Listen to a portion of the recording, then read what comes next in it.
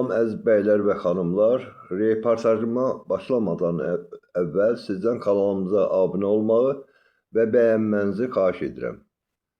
Məlum olduğu kimi 3 may Ümumdünya Mətbuat Azadlığı günüdür. Yəni bugün jurnalistlərin beynəlxalq peşə bayramı və demokratiyanın əsas meyarlarından olan azad medianın xatırlanması günü kimi qeyd edilir.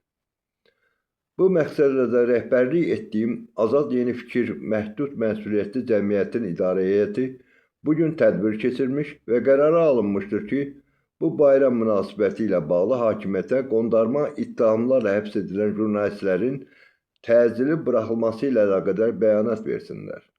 Qeyd edim ki, Azad Yeni Fikir MMC-nin tərkibində bir neçə sayt, Həftəlik Azərbaycan və AYF TV adlı 2 internet telekanalı fəaliyyət göstərməklə yanaşı, digər sosial platformalarda səhifələr var.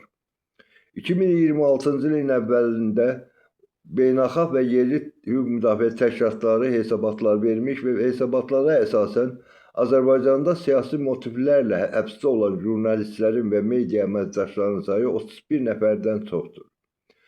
Həbsdə olanlar arasında 9 nəfər qadın jurnalistlər də var. Həbs edilən jurnalistlər əsasən Abzas Media, Meydan TV, Toplum TV və Kanal 13 kimi müstəqil tənqidi media orqanlarının əməkdaşlarıdır. Onlar qaçaqmalçılıq, vergidən yayınma və digər ağır cinayətlərlə ittiham olunurlar. Lakin hüquq müdafiəçiləri bu həbslərin jurnalistlərin peşə fəaliyyəti ilə bağlı siyasi motivli olduğunu bildirirlər. Azad Yeni Fikir MMC-də məhz hüquq müdafiəçilərinə qoşularaq bunu siyasi motivli həbs kimi bildirir.